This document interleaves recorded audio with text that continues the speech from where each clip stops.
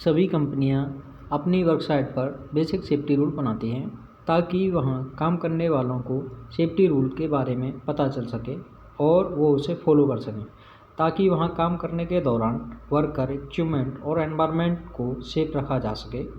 इस वीडियो के माध्यम से मैं आपको 12 वर्क सेफ्टी रूल के बारे में बताने जा रहा हूं, जिसे आप किसी भी कार्यस्थल पर फॉलो करके या करवा के खुद की अपने साथ काम करने वालों की सेफ्टी रख सकते हैं।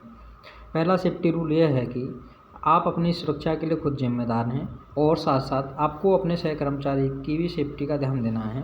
इसका मतलब यह है कि कार्य के दौरान आपको अपनी सेफ्टी का खुद ध्यान रखना है और साथ ही साथ उनकी भी सेफ्टी का ख्याल रखना है जो आपके साथ काम कर रहे हैं।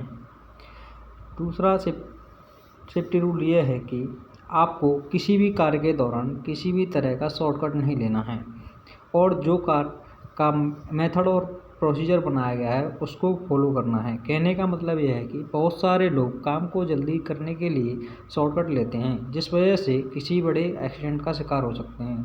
रूल नंबर तीसरा यह है कि अगर आपको कोई कार्य दिया गया हो और आप उस कार्य को करने के लिए ट्रेंड नहीं हैं तो उस कार्य को ना करें। मतलब यह है कि किसी कार्य को करने से पहले उसे सही से कैसे किया जाना चाहिए उसके बारे में ट्रेनिंग दी जाती है, जिससे उसे सही से और सेफ वे में किया जा सके।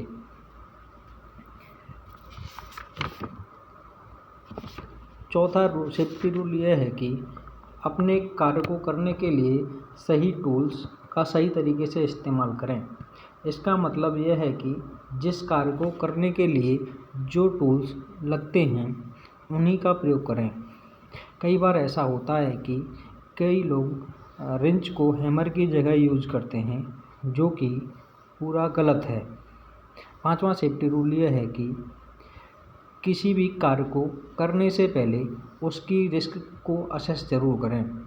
उस कार्य में क्या खतरा है, वर्क प्लेस पे क्या खतरा मौजूद है, उसके बारे में पूरी जांच पड़ताल करने के बाद उसको कैसे रिड्यूस करना है ये हमें पता होना चाहिए। छठा सेफ्टी रूल ये है कि सभी एक्सीडेंटों को रोका जा सकता है। इसका मतलब यह है कि अगर हम अपनी वर्क साइट पर किसी भी तरह के इंसिडेंट जो होते हैं वो ह्यूमन फेलियर की वजह से होते हैं, अगर हम सभी अवेयर रहें तो वो ना होंगे। सातवां सेफ्टी रूल ये है कि हमें अपनी साइट पर अच्छी हाउसकीपिंग बनाए रखनी चाहिए। आपको पता होगा कि जैसे कि अगर आपकी साइट पर बैड हाउसकीपिंग रहती है तो slip and trip, fire hazard, अन्य बीमारियां हो सकती हैं। अगर हम अपनी वर्क प्लेस पर अच्छी हाउसकीपिंग रखते हैं तो ये सब हजार्ड्स नहीं होते हैं और हम सेफली काम कर रहे होते हैं। आठवां सेफ्टी रूल ये है कि हमें साइट पर किसी भी तरह का हॉर्स प्ले नहीं करना चाहिए। कभी कभी ऐसा होता है कि अगर हम किसी भी बंदे से हॉर्स प्ले कर रहे होते हैं, मस्ती मजाक कर रहे होते हैं, तो वो बात ही बात में एक बड़ा विवाद बन जाता है, जिससे साइड पर लड़ाई झगड़ा होने की एक कंडीशन उत्पन्न हो जाती है। इसलिए हमें हॉर्स प्ले नहीं करना चाहिए। नौवां सेफ्टी रूल ये है कि हमेशा हमें मैंडेटरी और रिक्वायर्ड पीपी का पालन करना चाहिए। मैंडेटरी पीपी जैसे safety helmet, safety goggle, apron, full body arm, hand gloves, special PP जैसे जो हमारे कार्य में लगने वाले होती हैं, जैसे कि उनका भी पालन करना चाहिए। 10वां सेफ्टी रूल ये है कि हमें साइट पर कोई भी ड्रग्स, अल्कोहल, तंबाकू या कोई भी नशीला पदार्थ का सेवन नहीं करना चाहिए। 10वां सेफ्टी रूल ये है कि हमें साइट पर स्मोकिंग किसी एक डेजिग्नेटेड एरिया में ही करना चाहिए।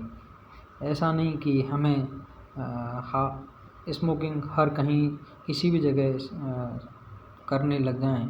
एक उसके लिए एक शेल्टर बनाया जाता है जिसमें करना चाहिए। 12वां सेफ्टी रूल ये है कि all incident must be reported. सभी इंसिडेंट रिपोर्ट होने चाहिए।